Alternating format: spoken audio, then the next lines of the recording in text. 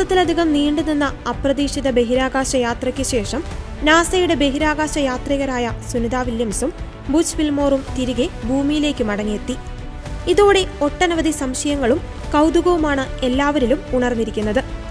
അതിൽ പ്രധാനമാണ് 9 മാസക്കാലം ബഹിരാകാശ നിലയത്തിൽ ഇവർ എന്ത് ചെയ്യുകയായിരുന്നു എന്നത്.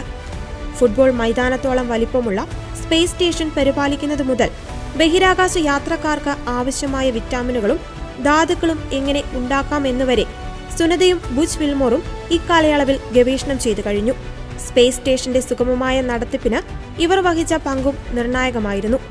നാസയുടെ കണക്കനുസരിച്ച് സുനിത വില്യംസും സംഘവും 900 മണിക്കൂർ ശാസ്ത്രീയ ഗവേഷണം നടത്തി.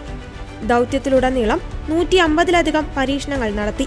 സ്റ്റേഷനു പുറത്തുള്ള 62 മണിക്കൂറും 9 മിനിറ്റും ബഹിരാകാശ നടത്തം പൂർത്തിയാക്കിയതാണ് ഇവരുടെ മറ്റൊരു പ്രധാന നേട്ടം. ബഹിരാകാശത്തെ ദ്രാവക സംവിധാനങ്ങളെ മൈക്രോഗ്രാവിറ്റി എങ്ങനെ സ്വാധീനിക്കുന്നു എന്നതിനെക്കുറിച്ചുള്ള പഠനങ്ങൾ ഉൾപ്പെടെ നിരവധി ഗവേഷണ പദ്ധതികളിൽ സുനിത വില്യംസ് സംഭാവന നൽകി. ഭാവിയിലെ ദീർഘകാല ദൗത്യങ്ങൾക്ക് നിർണായകമായേക്കാവുന്ന ജലവീണ്ടെടുക്കലിനും ഇന്ധന സെല്ലുകൾക്കുമായി പുതിയ റിയാക്ടറുകൾ വികസിപ്പിക്കുന്നതിലും സുനിതയും ബുച്ചും വ്യാപൃതരായിരുന്നു.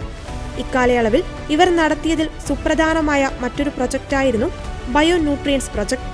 ബഹിരാകാശ യാത്രികർക്ക് പുതിയ പോഷകങ്ങൾ ഉൽപ്പാദിപ്പിക്കുവാൻ ഗുണം ചെയ്യുന്ന ബാക്ടീരിയകളെക്കുറിച്ചുള്ള പഠനമാണിത്. സുനിതയും ബുച്ചും നൽകിയ സംഭാവനകൾ ശാസ്ത്രലോകത്തിന് പുതിയ മുതൽക്കൂട്ടാണ്.